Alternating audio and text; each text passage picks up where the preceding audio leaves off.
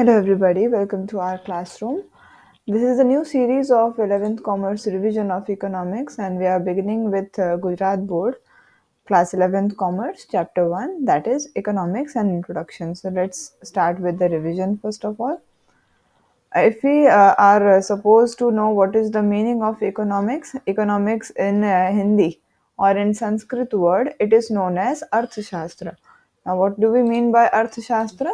Arthashastra has two words. First one is Arth and second one is Shastra. Arth means benefits or purpose and Shastra means science. So basically economics means what? Science of benefits or purpose in practical life. इसको अपने बोल देंगे अर्थशास्त्र.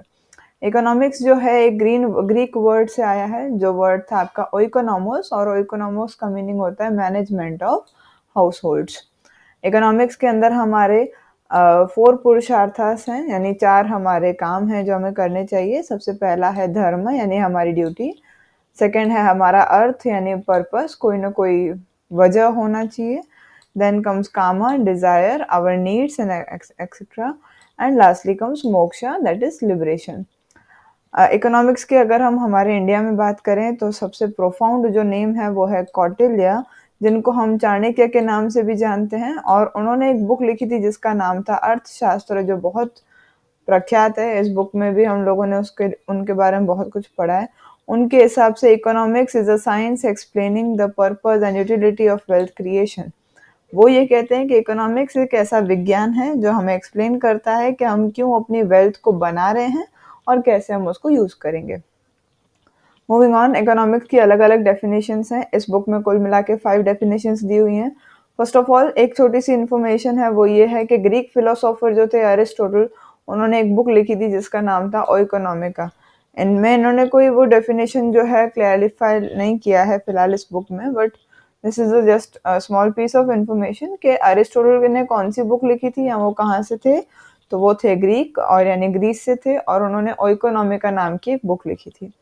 Second आते हैं आपके Adam Smith, which is a very very profound name in economics. उन्होंने भी एक बुक लिखी है जिसका नाम है an inquiry into the nature and causes of wealth of nations. ये उनकी बुक का नाम है. इसको शॉर्ट में हम लोग बोलते हैं वेल्थ ऑफ नेशंस. शॉर्ट में हम इसको ये बोलते हैं. इन्होंने ये बुक लिखी थी 1776 में और इन्होंने इकोनॉमिक्स को एज अ साइंस भी डेवलप किया.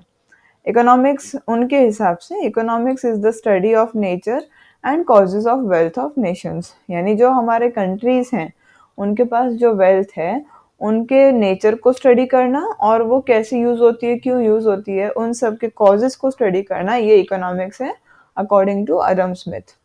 थर्ड आते हैं अल्फ्रेड मार्शल. अल्फ्रेड मार्शल की बुक का नाम है principles of economics which was written in the year 1890.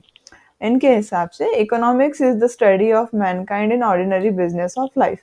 ये ऐसा बताते हैं कि रेगुलर जो भी जिंदगी है, रोजमर्रा की जिंदगी है, उसमें हम कैसे बिहेव करते हैं, कैसे पैसे हमारी लाइफ को इफेक्ट करते हैं, इस स्टडी को हम बोलेंगे इकोनॉमिक्स.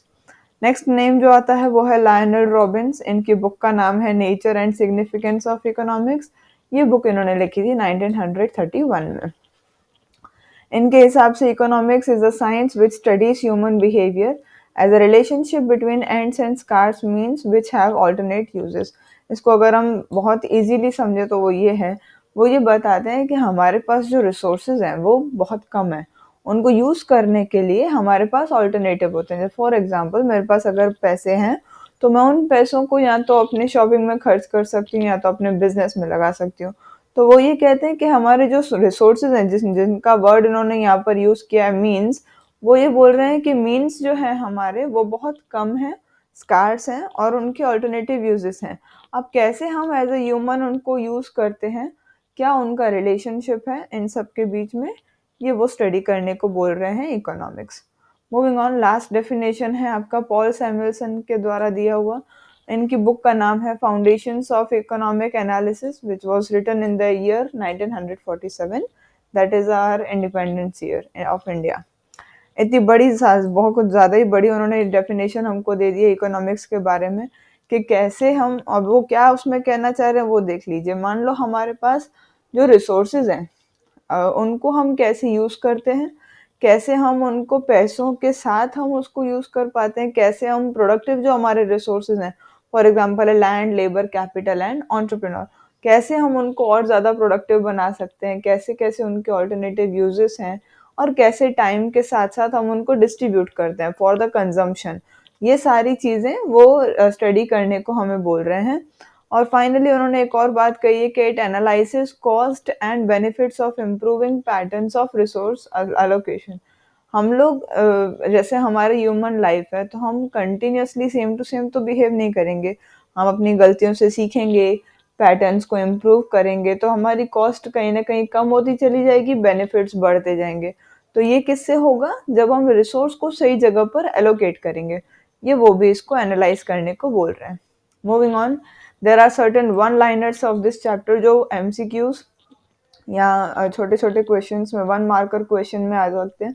एग्जाम्पल है number one, economic activity is known any activity in which money is involve, उसको अपने बोलेंगे आपका इकोनॉमिक एक्टिविटी। सेकेंड वन जो आता है वो है आपका नॉन इकोनॉमिक एक्टिविटी, जिसके अंदर कोई मनी इन्वॉल्व नहीं है, उसको अपने बोल देंगे non economic activity. What is meaning of microeconomics? We are studying economics, but of a smaller area, then it will be known as microeconomics. Microeconomics सिर्फ तभी आ सकता है जब हम किसी छोटे एरिया की, फॉर एग्जांपल कोई इंडिविजुअल यूनिट की, कोई फैमिली की हम पैसों की क्या बोलते हैं, चीज़ों को डिस्कस कर रहे हैं, स्टडी कर रहे हैं, तो ये हमारे लिए क्या हो जाएगा? Micro economics. इसमें एक प्रिंसिपल यूज होता है जिसका नाम है मार्जिनलिज्म। मार्जिनलिज्म का मीनिंग क्या है? बहुत ही छोटा, सूक्ष्म, जिसको हम बोल सकते हैं।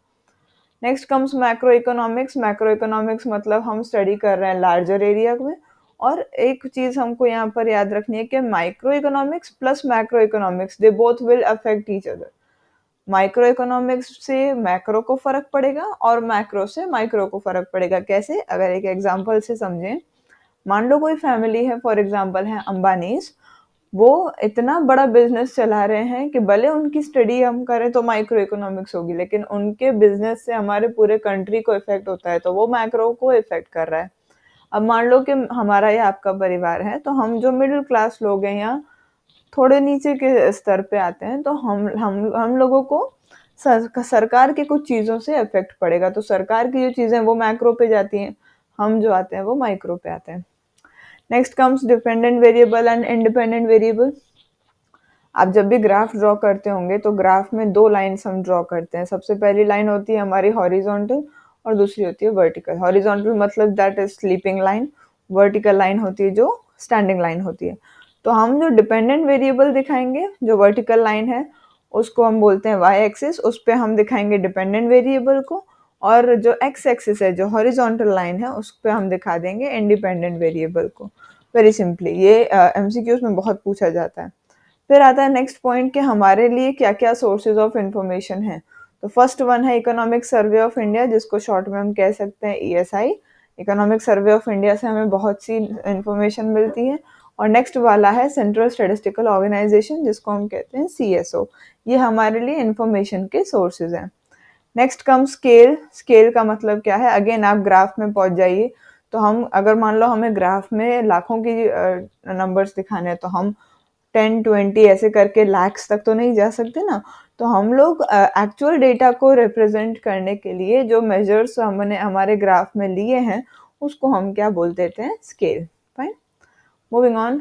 डेटा को हम कैसे कैसे प्रेजेंट कर सकते हैं इकोनॉमिक्स में? What are the ways of presentation of data in economics? तो सबसे पहला वे है हमारा डिस्क्रिप्टिव मैनर, मतलब हम वर्ड्स का यूज कर रहे हैं, हम सेंटेंसेस का यूज कर रहे हैं, पैराग्राफ्स यूज हो रहे हैं, पंक्चुएशन मार्क्स यूज हो रहे हैं, तो हमारा कौन सा मैनर कहलाएगा? ये डिस्क्रिप्टिव मैनर। सेकंड वाला आता है by the way of tables, यानी हमने टैब्यूलर मैनर में, जैसे आप देखते होंगे ना टेबल्स, टैब्यूलर मैनर में हमने डेटा को दिखाया है ताकि नंबर्स एक सही जगह पर आ सके। फॉर एग्जांपल है, इधर हमने मैरिड, अनमैरिड, मैन, वुमेन लिख दिया, नीचे नंबर्स लिख दिए, ऑफिस के लोगों के बारे में हम बता रहे हैं, तो ये टेबल से बहुत क्लियरली हम बता सकते हैं। और फाइनली आता है by the way of graphs. अब एक सिंपल बात अगर हम समझे ना, तो टेबल किस में से बनती है पता है? डिस्क्रिप्टिव वाले में से। ग्राफ किस में से बनता है? टेबल वाले में से। तो एक चीज हमें अवेलेबल होगी, आप नॉर्मली जब 9th 10th में ग्राफ बनाते होंगे तो आपको टेबल प्रोवाइड की जाती है कि ये डेटा है, आपको इसको क्या बोलते हैं, ग्राफ में प्रेजेंट करना है। अच्छा, ग्राफ के भी 3 और हैं, पहला है बार डायग्राम, फिर है ग्रुप्ड बार डायग्राम और थर्ड है पाई डायग्राम। इन तीनों को एक एक करके अगर हम समझें तो ये जो फर्स्ट वन आप देख रहे हैं ये आपका बार ग्राफ है, सेकंड वन जो आप देख रहे हैं ये वाला आपका डबल बार ग्राफ है, और थर्ड वाला यानी ये ग्रुप्ड बार ग्राफ है, और ये वाला जो आप देख रहे हैं ये आपका पाई चार्ट है। ठीक है, moving on, importance of statistical data. Statistical data का क्या इम्पोर्टेंस है हमारी लाइफ में? तो सबसे पहला, अगर आप कोई चीज़ बोल रहे हैं, सपोज अ प्रिंसिपल, प्रिंसिपल मतलब कोई भी एक पर्टिकुलर स्टेटमेंट, तो आपके उस स्टेटमेंट को सपोर्ट या कंफर्म करेगा कौन? Statistical data. स्टेटिस्टिकल डेटा क्या होता है अगर ये नहीं जानते हैं तो नंबर्स को शॉर्ट में हम बोल देंगे स्टेटिस्टिकल डेटा। प्रिंसिपल, मान लो मैंने एक चीज़ बोली कि केरला में वुमेन ज़्यादा पढ़ी हुई हैं, मेन कम पढ़े हुए हैं, तो how I will make them sure about this particular statement? With the help of numbers या with the help of statistical data. Second वाला आता है gives an idea about the changing trends of economic parameters. आपके world में कभी भी कोई भी चीज़ सेम नहीं रहती, हर समय कुछ ना कुछ बदलते रहेगा, तो ये ट्रेंड बदल रहा है। फॉर एग्जाम्पल, हम पहले साड़ीज बहुत पहनते थे, अब बहुत कम वुमेन गुजरात में साड़ीज पसंद करती हैं, तो ये ट्रेंड चेंज हो रहा है। सपोज मैं एक एग्जांपल दे रही हूँ, ट्रेंड चेंज हो रही है, हमको कैसे पता चलेगा? Will count the number of saris that are getting produced और दैट आर गेटिंग सोल्ड, तो हमको पता चल जाएगा कि ट्रेंड बदल रहा है कि नहीं बदल रहा। फिर आता है to make comparative study easy. आप अपने कंट्री का डेवलपमेंट या ग्रोथ दूसरे कंट्री के डेवलपमेंट या ग्रोथ से जब कंपेयर करेंगे, वो तो बहुत बड़ी बात हो गई, अपने बिजनेस को जब किसी दूसरे के बिजनेस से कंपेयर करेंगे तो ये स्टडी बहुत आसान बन जाएगी जब आपके पास स्टेटिस्टिकल डेटा होगा। तो फाइनली आता है to make precise presentation of facts. Presentation करने के 3 वेज हैं जो अभी हमने पीछे देखे।